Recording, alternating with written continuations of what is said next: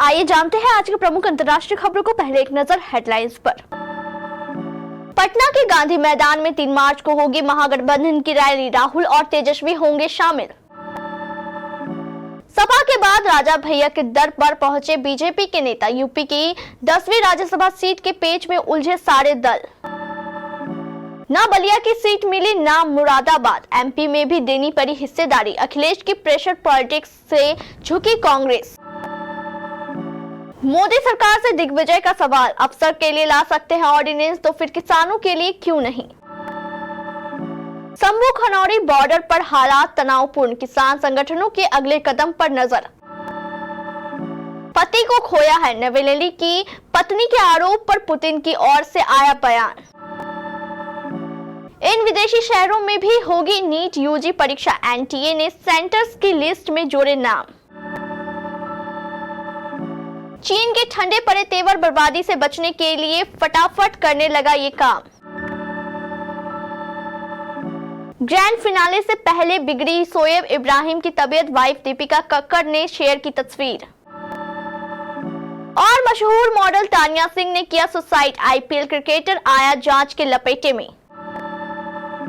पटना के गांधी मैदान में 3 मार्च को महागठबंधन ने जनविश्वास महारैली करने का ऐलान किया है। कांग्रेस नेता राहुल गांधी पटना के गांधी मैदान में होने जा रही इस महारैली में शामिल होंगे। इसके अलावा लालू प्रसाद यादव, तेजस्वी यादव, दीपंकर भट्टाचार्य, सीताराम येचुरी और डी राजा इस महारैली को संबोधित करेंगे। उम्मीद जताई जा रही है कि इस महारैली में 10 लाख लोगों की भीड़ जुटेगी। राजद कार्यालय में महागठबंधन के नेता ने यह जानकारी दी है। कांग्रेस के प्रदेश अध्यक्ष डॉक्टर अखिलेश सिंह ने कहा कि इतनी भीड़ उमड़ेगी कि गांधी मैदान के साथ पूरा पटना भर जाएगा। लोकसभा चुनाव से पहले उत्तर प्रदेश में राज्यसभा चुनाव को लेकर सियासी पारा चढ़ा हुआ है। यूपी में राज्यसभा की 10 सीटें खाली हुई है। इसमें से 7 सीटों पर बीजेपी की जीत पक्की मानी जा रही है, जबकि सपा की झोली में 2 सीटें आ रही है। बीजेपी ने राज्यसभा का 8वां उम्मीदवार उतारकर इस चुनाव को दिलचस्प बना दिया है, जिसके बाद सपा और भाजपा में छोटे दलों के विधायकों को अपने खेमे में लाने की होड़ मची है। पहले सपा की ओर से राजा भैया को संपर्क किया गया, तो अब भाजपा ने भी कुंडा के राजा से मुलाकात और लंबी बैठक की है। यूपी बीजेपी अध्यक्ष भूपेंद्र चौधरी और योगी मंत्री जेपीएस राठौड़ ने राजा भैया के आवास पर पहुंचकर उनसे मुलाकात की है। जिस तरह के राजनीतिक हालात है, उन्हें देखकर लगता है कि बीजेपी राजा भैया से राज्यसभा चुनाव के लिए समर्थन मांग रही है। आगामी लोकसभा चुनाव को लेकर कांग्रेस और समाजवादी पार्टी का गठबंधन टूटते टूटते बचा है। एक नेता के फोन से ये रिश्ता बिगड़ते बिगड़ते बच गया और दोनों दल फाइनली आपस में जुड़ गए हैं। कांग्रेस महासचिव प्रियंका गांधी ने अलायंस में महत्वपूर्ण भूमिका निभाई। उन्होंने राहुल गांधी और अखिलेश यादव से फोन पर बात की और गठबंधन की सारी अड़चनों को हटाया। सीटों पर सहमति बनने के बाद अखिलेश का भी बयान आया और उन्होंने कहा, अंत भला तो सब भला। बात पुरानी है लेकिन कहानी और किरदार वही है। वक्त की मांग को देखते हुए कांग्रेस और समाजवादी पार्टी साथ है। 7 साल बाद एक बार फिर मोदी को हराने के नाम पर यूपी के 2 लड़के मिल तो गए, लेकिन सवाल गर्मजोशी को लेकर है। हालांकि ख्वाब तो पूरी रफ्तार से दौड़ने का था, लेकिन ये साथ 2017 के विधानसभा चुनाव में हार के साथ खत्म हो गया था। लेकिन एक बार फिर राजनीतिक मजबूरी ने दोनों के रास्ते एक कर दिए। हालांकि कांग्रेस को अपनी शर्तों से पीछे हटना पड़ा और सपा को बड़े भाई के रूप में स्वीकारना पड़ा है।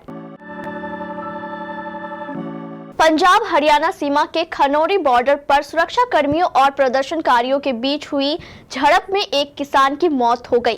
कांग्रेस नेता दिग्विजय सिंह ने किसान की मौत पर दुख जताया है।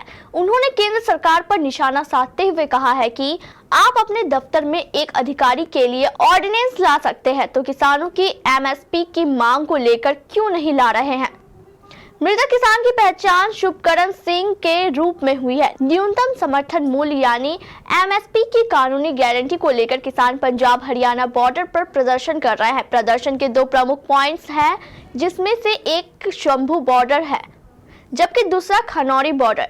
यहाँ हजारों की संख्या में किसान मौजूद है। उनके साथ सैकड़ों ट्रैक्टर ट्रॉली भी मौजूद है, जिसमें उन्होंने राशन पानी स्टोर किया हुआ है। किसान नेताओं ने बुधवार को सुरक्षा कर्मियों के साथ झड़प के बाद दिल्ली चलो मार्च 2 दिनों के लिए स्थगित कर दिया है। किसानों ने अपने दिल्ली मार्च को फिलहाल 2 दिनों के लिए टाल दिया है। इसी बीच भारतीय किसान यूनियन आज हरियाणा में दोपहर 12 बजे से लेकर 2 बजे तक हाईवे को जाम करने वाले हैं। इसका ऐलान एक दिन पहले ही संगठन के अध्यक्ष गुरनाम सिंह जटूरी ने कर दिया था। दिल्ली कूच 2 दिनों के लिए चलने के बाद अब सरकार की नजर किसानों के अगले कदम पर है। फिलहाल शंभू और खनौरी बॉर्डर पर हालात तनावपूर्ण है। किसान नेता शरवण सिंह पढ़ेर ने बुधवार को कहा कि दिल्ली मार्च को कल से 2 दिनों के लिए टाल दिया गया है। अब 23 फरवरी को आंदोलन की आगे की रणनीति तय की जाएगी। इस दिन शाम को आगे की रणनीति के बारे में जानकारी दी गई थी। इससे पहले किसानों और सरकार के बीच हुए चौथे दौर की बातचीत असफल हो चुकी थी। रूसी राष्ट्रपति व्लादिमीर पुतिन के प्रवक्ता ने मंगलवार को कहा कि राष्ट्रपति ने वो वीडियो नहीं देखा है जो विपक्षी नेता अलेक्सी नावेलनी की विधवा पत्नी यूलिया नावेलनाया ने जारी किया था। नावेलनी की विधवा ने अपने पति की मौत के लिए राष्ट्रपति पुतिन को जिम्मेदार ठहराया है। उन्होंने एक वीडियो जारी कर कहा है कि वो क्रेमलिन के खिलाफ अपनी लड़ाई जारी रखेंगी। क्रेमलिन के प्रवक्ता ने यूलिया के उन आरोपों को भी खारिज कर दिया है कि पुतिन ने विपक्षी नेता नावेलनी की हत्या की है। उन्होंने इन आरोपों को निराधार और अपमानजनक बताया। सोमवार को यूलिया ने वीडियो जारी किया था जिसमें उन्होंने राष्ट्रपति पुतिन पर आर्कटिक जेल में अपने पति की हत्या का आरोप लगाया था। उन्होंने आरोप लगाया कि रूसी अधिकारी नावेलनी की मां को उनका शव नहीं सौंप रहे ताकि हत्या को छिपाया जा सके। यूलिया ने कहा वो कायर है और वो नावेलनी के शरीर को छिपा रहे हैं। उनकी मां को उनका शव देने से इनकार कर रहे हैं। पुतिन जहर के निशान गायब होने का इंतजार करते हुए बुरी तरह से झूठ बोल रहे हैं। यूलिया ने कहा कि उनके पति की हत्या नर्व एजेंट से की गई है। राष्ट्रीय परीक्षण एजेंसी यानी एनटीए ने 5 मई को होने जा रही राष्ट्रीय पात्रता सह प्रवेश परीक्षा यूजी 2024 के लिए विदेश में 14 परीक्षा केंद्र स्थापित किए हैं। इससे पहले एनटीए ने पूरे भारत में कुल 554 केंद्रों की घोषणा की थी और इच्छुक उम्मीदवारों को परीक्षा देने के लिए विदेशी शहरों में कोई परीक्षा केंद्र आवंटित नहीं किया गया था। राष्ट्रीय पात्रता सह प्रवेश परीक्षा अब Kuwait City, Dubai, Abu Dhabi, Bangkok, Colombo, Doha, Kathmandu, Kuala Lumpur, Lagos, Manama, Muscat, Riyadh, Sharjah और सिंगापुर में भी आयोजित की जाएगी। विदेश में रहने वाले छात्र इन परीक्षा केंद्रों में जाकर एग्जाम दे सकते हैं।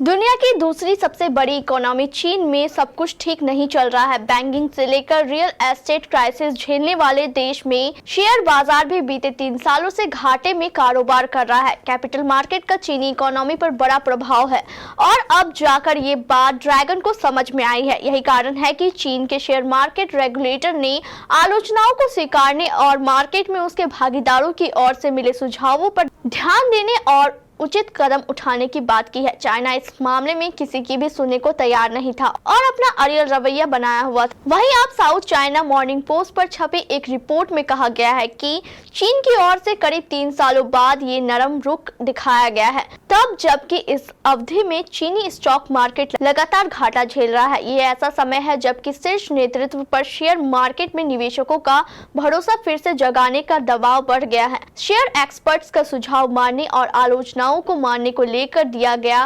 चाइना सिक्योरिटीज रेगुलेटरी कमीशन का बयान इसी दबाव को प्रदर्शित कर रहा है। टीवी एक्टर शोएब मलिक इन दिनों डांस रियलिटी शो झलक दिखला जा 11 में अपने डांस का जलवा बिखेर रहे हैं। शो अब जल्द ही खत्म होने वाला है। शो के ग्रैंड फिनाले में बस कुछ ही दिन बाकी है। शोएब मलिक शो के फाइनलिस्ट भी बन गए हैं, लेकिन ग्रैंड फिनाले से पहले ही शोएब की तबीयत बिगड़ गई है। वाइफ दीपिका कक्कर ने तस्वीर शेयर कर इसकी जानकारी फैंस को दी। दीपिका कक्कर ने अपनी इंस्टाग्राम स्टोरी पर शोएब इब्राहिम की तस्वीर शेयर की है। इस तस्वीर में एक्टर अपने घर में ही बेड पर लेटे हुए नजर आ रहे हैं। उनके हाथ में ड्रिप भी लगी हुई है। शोएब को देख ऐसा लग रहा है कि उनकी हालत बहुत खराब है।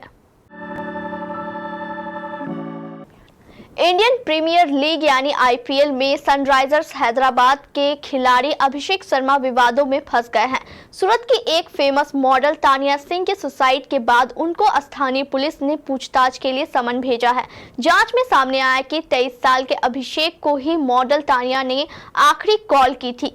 ऐसे में कई एंगल के तहत पुलिस मामले की जाँच की जा रही है। 28 साल की तानिया फैशन डिजाइनिंग और मॉडलिंग की फील्ड में काम कर रही थी। इंस्टाग्राम पर उनके 10,000 से ज्यादा फॉलोवर्स थे। उनके इंस्टाग्राम बायो में लिखा है कि वो एक डिस्क जॉकी, मेकअप आर्टिस्ट और मॉडल है।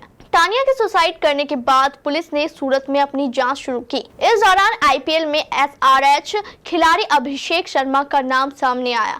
जांच में इस बात का खुलासा हुआ कि अभिषेक तानिया सिंह के संपर्क में थे। जांच में ये बात भी सामने आई है कि तानिया और अभिषेक पिछले कुछ समय से संपर्क में नहीं थे, लेकिन पुलिस ने पूछताछ के लिए अभिषेक को इसलिए बुलाया क्योंकि वो उनके दोस्त थे।